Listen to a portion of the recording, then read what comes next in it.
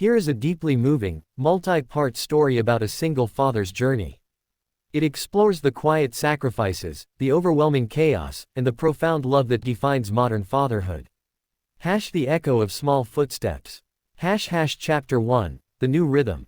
The alarm clock didn't wake David anymore, the silence did. It was a heavy, suffocating kind of silence that settled into the corners of the drafty suburban house at precisely 5:30 a.m.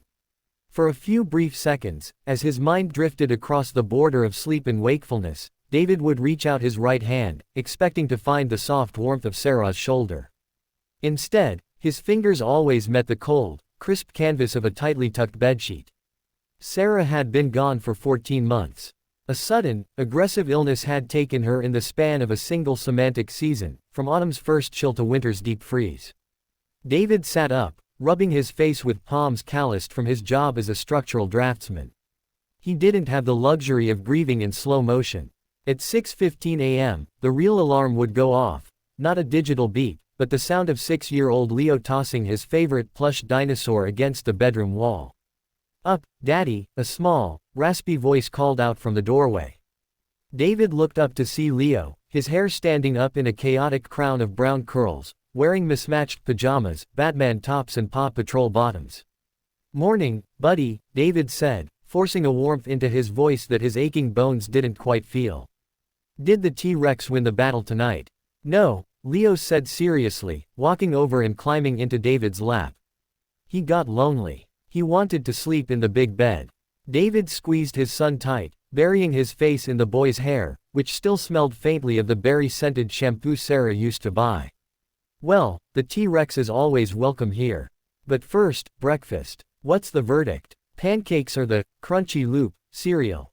"Pancakes," Leo shouted, his eyes lighting up.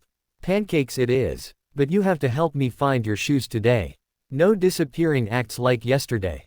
The kitchen became a tactical command center. David flipped frozen pancakes with one hand while packing a school lunchbox with the other, a turkey sandwich with the crusts meticulously cut off, a juice box, a sliced apple treated with lemon juice so it wouldn't turn brown, and a small post-it note. Every single day, David drew a terrible, disproportionate stick-figure superhero on that note. He wasn't an artist, but Sarah used to leave notes, so David carried the torch. By 7:45 a.m., they were out the door, but not without a minor crisis involving a missing blue crayon and a sudden declaration from Leo that his socks felt too bumpy. David handled it with the practiced patience of a bomb technician, smoothing out the socks, finding the crayon under the couch, and ushering Leo into the back of their beaten-up Subaru. As he buckled Leo into his car seat, David caught a glimpse of his own reflection in the rearview mirror. Dark circles hollowed his eyes, and silver threads had begun to dominate his beard. He looked like a man trying to run a marathon while carrying an anvil. But when Leo looked up and grinned, pointing out a passing garbage truck, David smiled back. He had to be the anchor. If he drifted, Leo would drown. Chapter 2, The Kindergarten Catastrophe. The transition to kindergarten had been a battlefield. For the first month, Leo wept at the classroom door, gripping David's belt loops with a terrifying, white-knuckled strength. It broke David's heart every single morning, leaving him to drive to the drafting firm with a lump in his throat, questioning every decision he was making. By spring, things had stabilized, or so David thought. It was a Tuesday afternoon when the phone rang at his desk. The caller ID displayed Maplewood Elementary. David's stomach plummeted. "Mr. Vance." The voice of the school secretary, Mrs. Gable, was polite but firm. "We need you to come in." Leo had an incident in the art room. David's mind raced through a catalog of horrors. Did he fall? Did he break a bone? Did he swallow a marble? Is he hurt? David asked, his voice cracking. "No, he's physically fine. But there was an altercation with another student, and Principal Higgins would like to speak with you." 30 minutes later, David was sitting in a miniature plastic chair outside the principal's office, looking entirely ridiculous with his long legs cramped up to his chest. Leo sat next to him, his head bowed, his hands tucked under his thighs.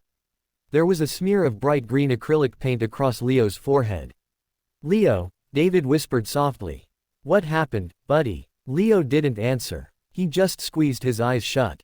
The door opened, and Principal Higgins, a stern but compassionate woman in her late 50s, invited them in.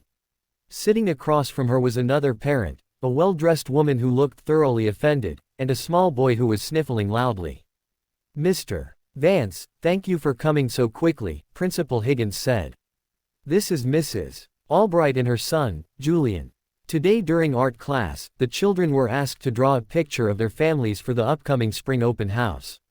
According to the teacher, Julian made a comment about Leo's drawing, which led to Leo throwing a jar of green paint at Julian's smock.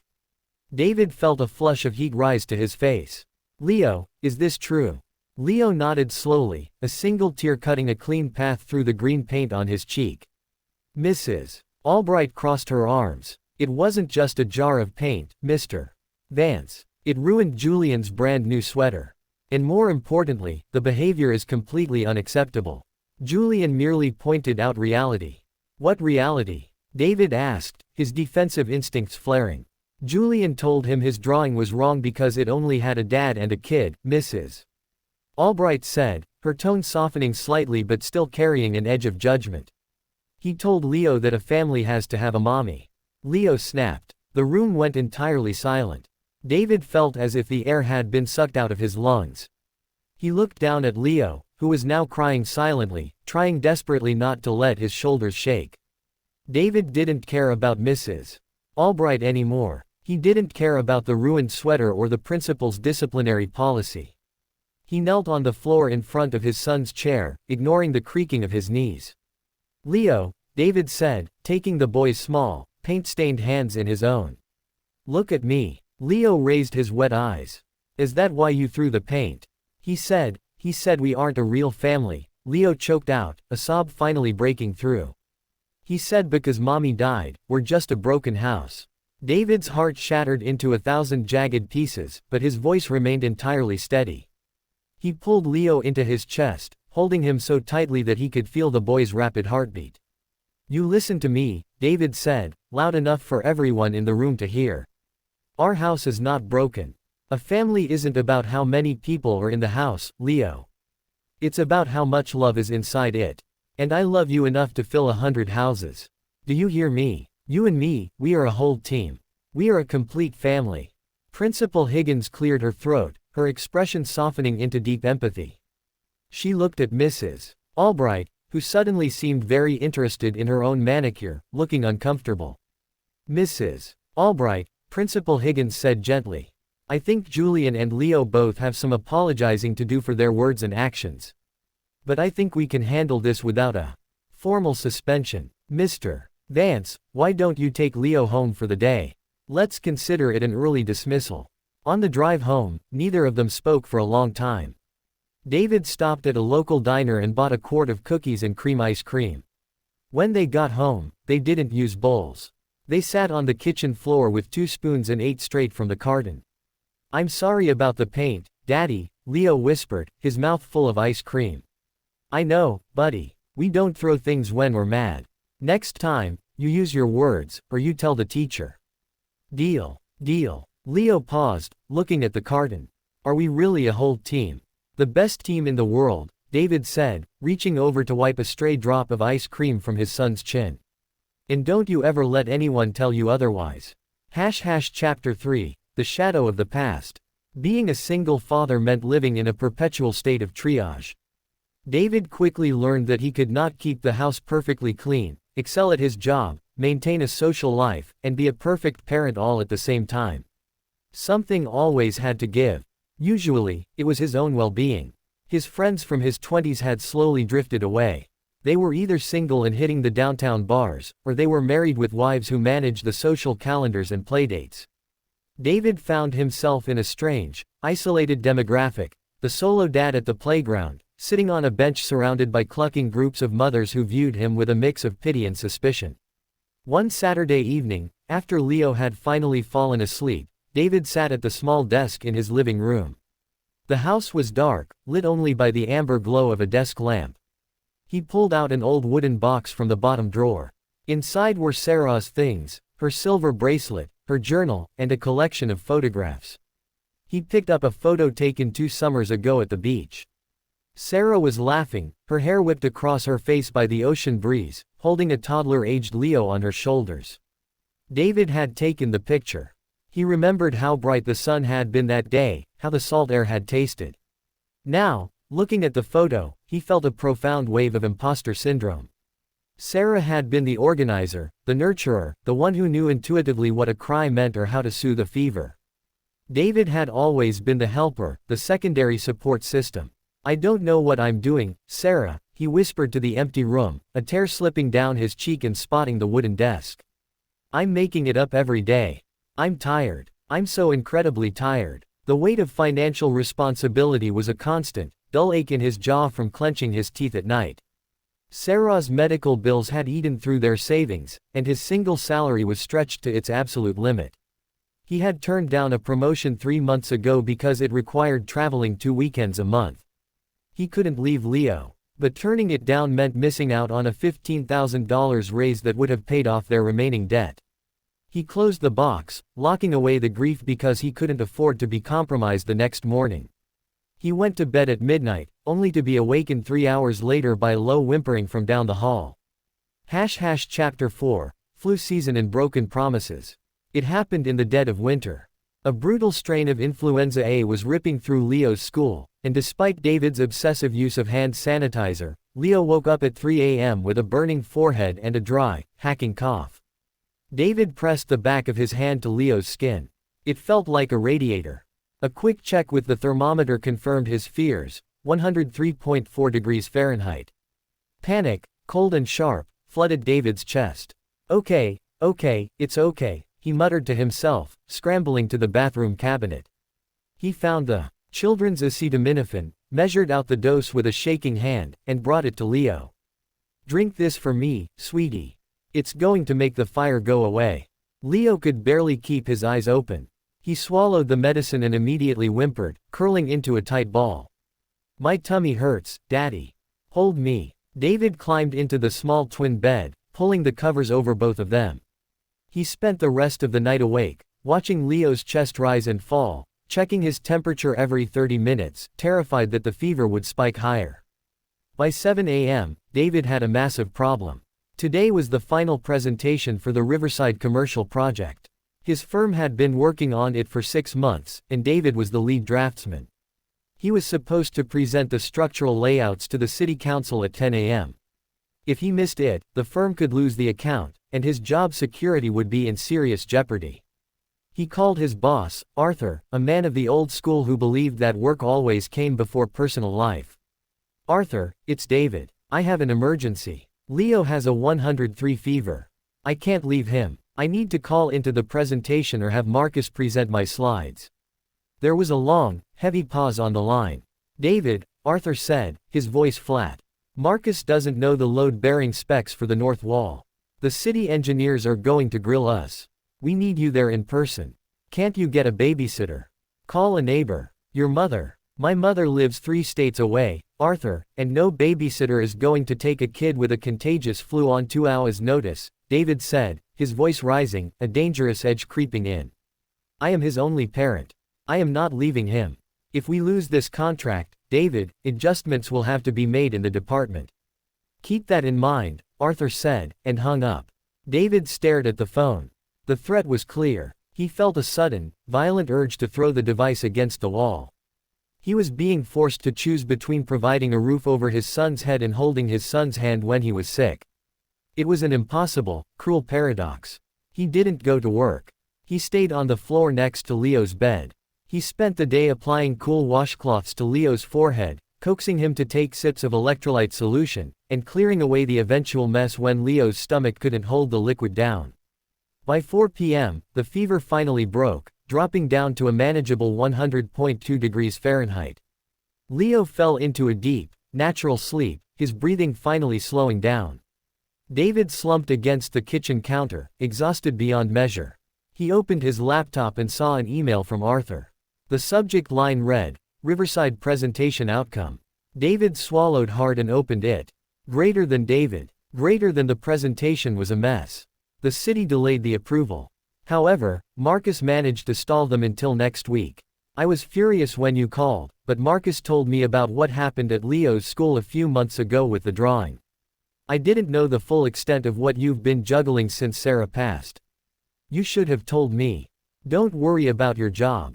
Take the next 2 days as family medical leave. Let's get the Riverside project right next week. Take care of your boy. Asterisk. Greater than Arthur. Greater than. David stared at the screen, a profound sense of relief washing over him so violently that his knees literally buckled. He slid down the cabinet doors onto the kitchen floor, burying his face in his hands, and finally allowed himself to cry. He cried for the stress of the day, for the loss of his wife, and for the sheer, terrifying beauty of surviving another day. Chapter 5, The Parent-Teacher Conference. 2 months later, the spring warmth had returned, melting the last of the stubborn gray snowbanks. It was the night of the spring open house and parent-teacher conferences. David walked down the brightly lit hallways of Maplewood Elementary, holding Leo's hand. The walls were lined with student artwork. David felt a familiar twinge of anxiety as they approached the art room display. He remembered the green paint incident all too vividly. Look, Daddy, there's mine. Leo pointed excitedly to a construction paper frame hanging in the center of the bulletin board. David walked over and looked at the drawing. His heart leapt into his throat. It was a drawing of 2 figures standing on a bright green hill under a yellow sun. The figures were drawn with thick, bold crayons. One was tall, with a black beard and long legs, the other was small, with curly brown hair. They were wearing matching capes, one blue, one red. At the top of the page, in shaky, imperfect kindergarten lettering, Leo had written, "Art team, Daddy and me." There was no missing mommy. There was no sense of a broken house. It was just a picture of absolute, unadulterated happiness. Mr. Vance. David turned around to see Miss Henderson, Leo's art teacher. She had a warm smile on her face. "It's beautiful, isn't it?" she said softly, looking at the drawing. After that difficult day a few months ago, Leo came back to class the next week and asked for a brand new piece of paper. He told me he didn't need to draw what everyone else was drawing. He said he wanted to draw his real family, because his family was a special unit. David blinked back tears, looking down at Leo, who was currently trying to balance on one foot along the linoleum floor tile line. He said that. He did, Miss Henderson said, placing a gentle hand on David's arm. "You are doing an incredible job, Mr. Vance. I see a lot of kids from all kinds of homes. Leo is one of the most well-adjusted, empathetic, and loved children in my classroom. Whatever you are doing, it is working." Those words were water in a desert. For 14 months, David had asked himself every single night if he was failing. He had analyzed every mistake, every burnt dinner, every impatient sigh, and every lonely hour. To hear, from an outside observer, that his son was thriving was a validation he didn't know he desperately needed. Chapter 6, The Canvas of Tomorrow. That night, after returning home from the open house, David didn't put Leo's drawing in a folder or hide it away in a drawer.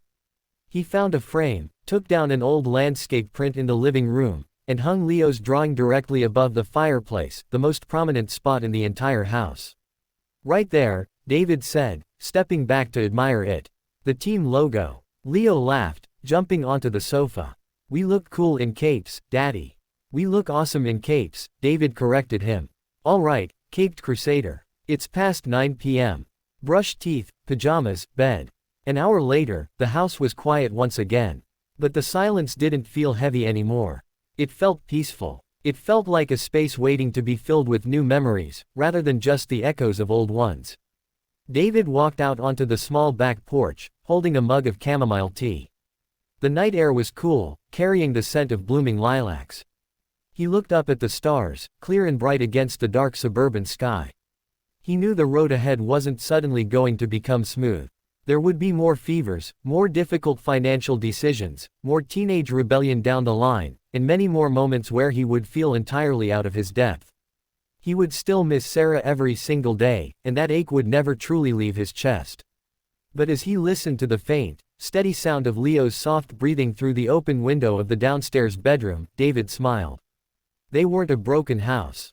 They were a family, built not on blueprint perfection, but on the resilient, unbreakable architecture of love. He was a single dad, and he was more than enough.